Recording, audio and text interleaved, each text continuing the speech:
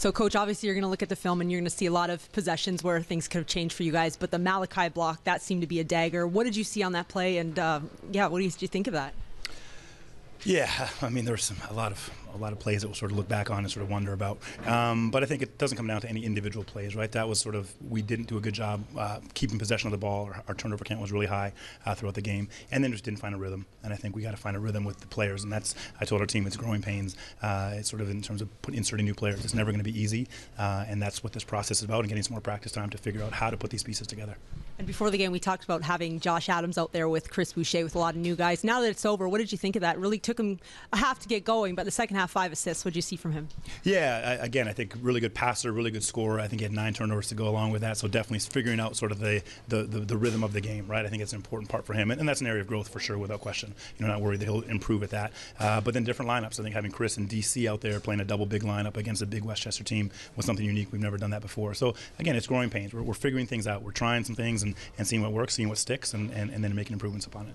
And again, you go back to Josh, and he does so many things on the court for you. You said before the game he can score, he can find. Then you look at his story off the court. Incredible resume to get here. Where do you think he's going to impact your program the most, whether that be on the court or something intangible? Yeah, I mean, you look at what happened to him coming out of school and sort of that car accident and his recovery from that, and sort of the inner fight that he has within him is pretty impressive. I think that's what excited us about him and why we wanted him with our program. I think it's the daily drive. He's hungry to get better each and every day because he realizes, has great perspective on how lucky he is to be a basketball player right now. So that's an important lesson that he's learned that hopefully he can pass on to my players as well.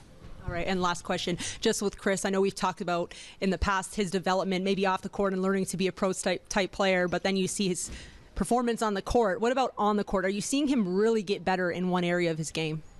Yeah, I mean, I think Chris is starting. The biggest thing for him is sort of his ability to go play to play. He can make one great play, but can he put the next one and then the next one, and do 3 or 4 in a row?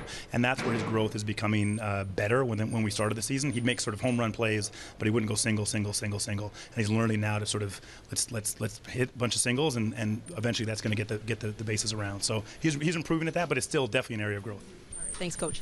Just with Malcolm being back now, playing a little bit of time tonight, but what do you see the plan being for him, trying to nurse him back and get him up in terms of minutes goes? Yeah, I think this is sort of that old car that hasn't turned on in a while, and we sort of revved the engine a little bit and tried to get the fire over and get it turned on, and I think he got it turned on at a few points in the game there. He's got to figure it out. The engine's got to really get running. I think he's 3, 4, 5 games before we can really expect anything of real substance. But happy with his effort, and he enjoyed being out there. And now sort of the first one's out of the way, and now we can sort of lock into basketball again and figure out what areas he actually has to improve in his game. The Knicks kind of play this lost style of posting up guys, and though Boucher had 4 blocks, they continued to go after him with Hicks and Warney. What lessons about post defense do you want Boucher to take from a game like this? Yeah, I think it is sort of both talented players, and I think that's the challenge. Most teams have 1 talented big in the post, but they have 2, so it creates matchup issues. Who do you guard on who, when? And I think Hicks was sort of the one who could have came with more today to his game, and it's hard for us to figure out how do you guard 2 big post-up players. But a lot of it is watching the film now, and this would be a great case study for us in terms of that learning post-defense. Some simple things about stick hand, but a lot of it's early work. I think for all of our bigs, right? I think for Christian Watford to experience this, you have to do your work earlier. Once he's caught the ball, now it's really tough. So the work you do before he catches the ball and winning the battle of 2 or 3 feet, pushing him 6 feet versus 3 feet makes a difference in your defense, and that's what you got to get better at because they really took it to us in the paint.